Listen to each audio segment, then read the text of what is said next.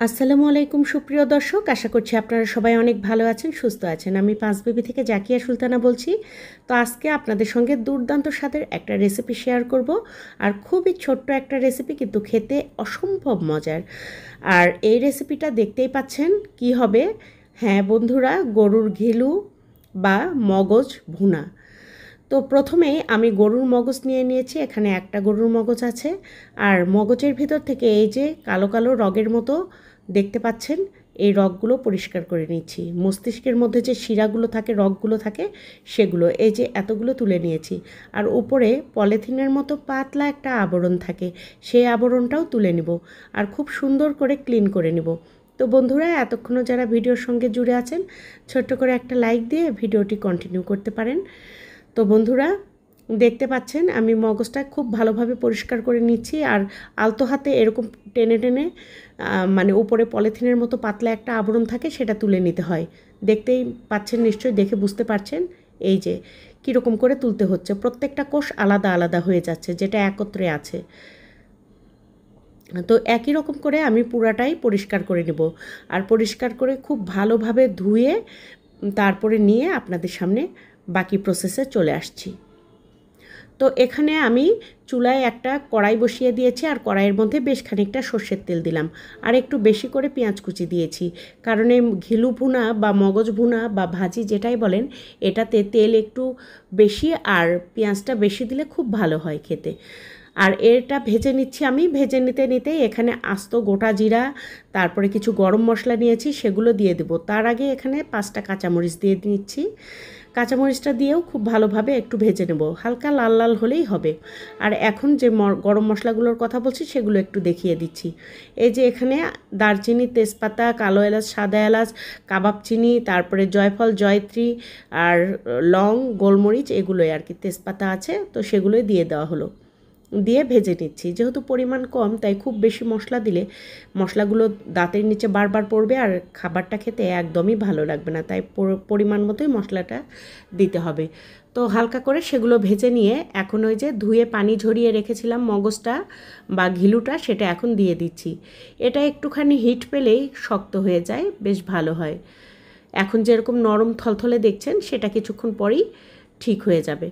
তো বন্ধুরা, দেখতেই পাচ্ছেন এটা দিয়ে হালকা করে একটু ভাজা ভাজা করে নিচ্ছি। আর এর মধ্যে আমি টমেটোর পিউরি দিয়ে দেব। টমেটোর পিউরিটা দিলে এটা আষ্টে গন্ধটা লাগে না, খেতে খুব ভালো লাগে। আপনারা চাইলে 2-3 ফোঁটা লেবুর রসও দিতে পারেন কিন্তু। তো বন্ধুরা, এখানে এখন পরিমাণ মতো লবণ দিয়ে দিচ্ছি। আপনাদের মানে স্বাদ অনুযায়ী লবণটা দেওয়ার চেষ্টা করবেন, তবে একবারে বেশি খপ করে অবশ্যই দেবেন না। মগজের রেসিপিতে লবণ বেশি হলে একদমই ভালো লাগে না, একদম তেতো স্বাদের হয়ে যাবে লবণ বেশি হলে, খেতে সেক্ষেত্রে মোটেই ভালো লাগবে না। তো দেখতে পাচ্ছেন এগুলো দিয়ে আদা রসুন জিরা বাটাও দিয়েছি, কিন্তু খুব সুন্দর করে ভেজে নিলাম একটুখানি। আবারও গুঁড়া মরিচ আর হলুদ গুঁড়া দিয়ে দেবো এখানে। তো সব কিছু দিয়ে খুব সুন্দর করে ভাজা ভাজা করে নিতে হবে। এখন একটুখানি খুব বেশি নয়, সামান্য একটুখানি ভাজা ভাজা করে নেব। সব কিছু মশলা একসঙ্গে মাখানো হয়ে গেলে বা সবখানে ছড়িয়ে পড়লে তারপরে এখানে সামান্য পরিমাণ একটু পানি অ্যাড করব। তো বন্ধুরা, আমার চ্যানেলটি যারা নতুন ভিজিট করছেন, চাইলে আপনারা কিন্তু সাবস্ক্রাইব করে পাশে থাকা বেল আইকনটি বাজিয়ে অল অপশনে একটা ক্লিক দিয়ে দিতে পারেন। এতে করে আমার সকল ভিডিওর নোটিফিকেশন আপনাদের কাছে আগে ভাগেই পৌঁছে যাবে।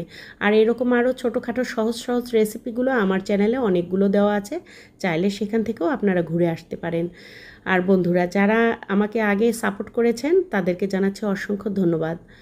তো বন্ধুরা, দেখতেই পাচ্ছেন ওই কড়াইটাতে আমার একটু নিচে লেগে যাচ্ছিলো, তাই আমি আরও একটা কড়াইয়ে এটা ট্রান্সফার করে নিলাম। আর ঢাকনা দিয়ে ঢেকে ঢেকে কিছুটা সময় রান্না করব, পানি শুকিয়ে যাওয়া পর্যন্ত।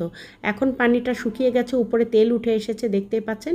এই পর্যায়ে খুব সুন্দর করে নাড়াচাড়া করে দিতে হবে, একদম কিন্তু নিচে লেগে যায়নি। আর এত সুন্দর একটা ফ্লেভার বেরিয়েছে, একদম ক্ষুধা লেগে গেল যেন রান্না করতে করতেই। আর খুন্তির আগা দিয়ে মগজের অংশগুলো ছোট ছোট টুকরো করে দিচ্ছি, কারণ আমি বড় বড় পিস রেখেই এটা ভুনা করে নিচ্ছি, তাই সেই জন্য একটু ছোট ছোট করে ভেঙে দিচ্ছি, তাতে ভিতর অবধি মশলাগুলো পৌঁছে যাবে আর খেতে সুস্বাদু হবে। আর এখন একদম রান্নাটা শেষের দিকে, তাই ভাজা জিরার গুঁড়া উপর থেকে দিয়ে দিলাম। দেখতেই পাচ্ছেন এটা 2-1 মিনিটের মধ্যেই কালচে হয়ে যাবে, ভাজা একদম হয়ে যাবে, ভুনা ভুনা টাইপের ভাজা ভাজা হয়ে যাবে।